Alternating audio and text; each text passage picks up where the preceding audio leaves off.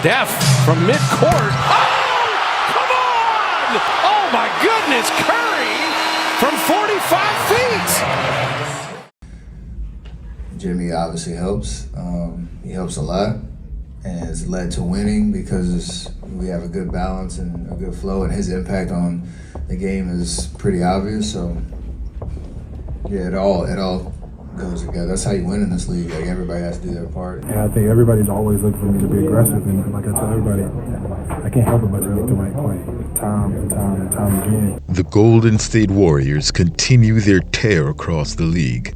They've now gone 10-1 with Jimmy Butler in the lineup and seem like a lock for the postseason. As is, this team is dangerous, and once they add Jonathan Kuminga, all hell will break loose. What's happening, everyone? This is Swish Culture. The win against the Brooklyn Nets adds yet another dimension to the Warriors' assets. They did this while missing two key players in Podziemski and Kuminga. While Pods did start the game, he ended up leaving immediately as the game started for lower back soreness.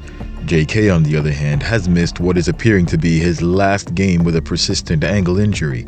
Signs point to him returning in Saturday's game to start the homestand against the Detroit Pistons. So if you've been waiting for news on JK, that's his expected return date. While it might not be very obvious from watching the games, the Warriors in Jimmy Butler's minutes are unstoppable. Whether he scores or not, Jimmy's contribution to the game is undeniable and exactly what the Warriors had been missing. He managed to finish the game overall with a plus 17 in a game the team won by only 2 points. You might also happen to notice that Steph Curry finished that game with a minus 16. Jimmy also dropped 25 points, 6 assists, and 3 steals to Curry's 40 bomb, plus 4 assists and 4 rebounds. Both players combined for 19 made free throws to seal the win for the Warriors. But something changed tonight from what we've seen with JB. What is it, and what has been the one element that we're now seeing that has been missing for most of Jimmy's tenure with the Warriors? Watch the entire video to find out. Before that, however, be sure to like the video and subscribe to Switch Culture for the most analytical and entertaining NBA content on the planet. Now get ready. You're about to get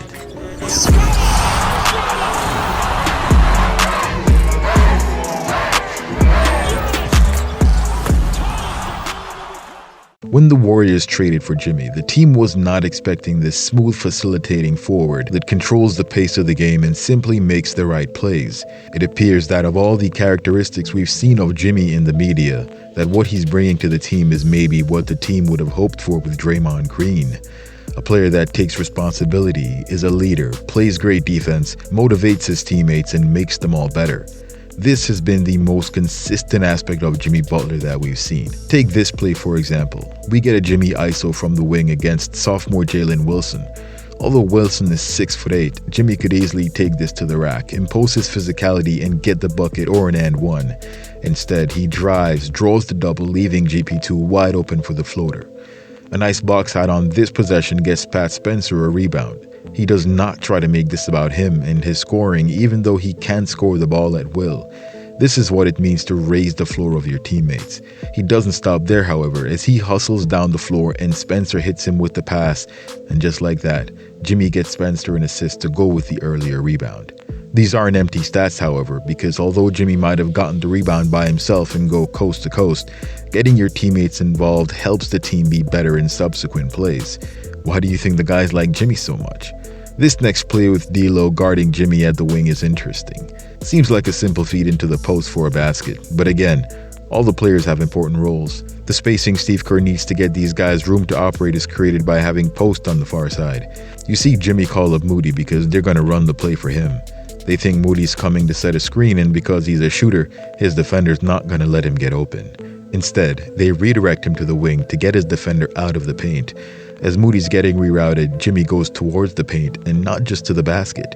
Because D'Lo's back is turned to Butler, he forces D'Lo further up towards the free throw line, and as he times the pass by Draymond, he now has all that room to create separation from D'Lo to get the easy layup. The next play I'll highlight shows the poor positioning of the Nets offense.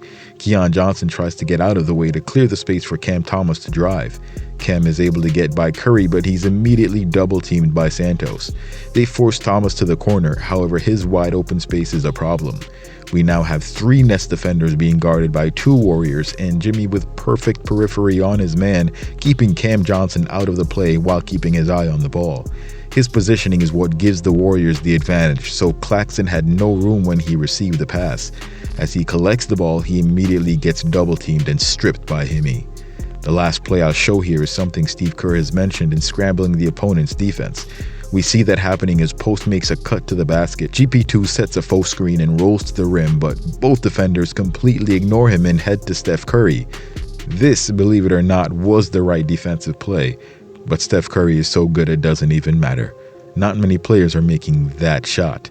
We've seen them finish this particular play by hitting the roll man, and it ends with a lob to the weak side in the dunker spot, where we see Quentin Post hanging out, a position that we've often seen TJD or JK when they were on the floor instead.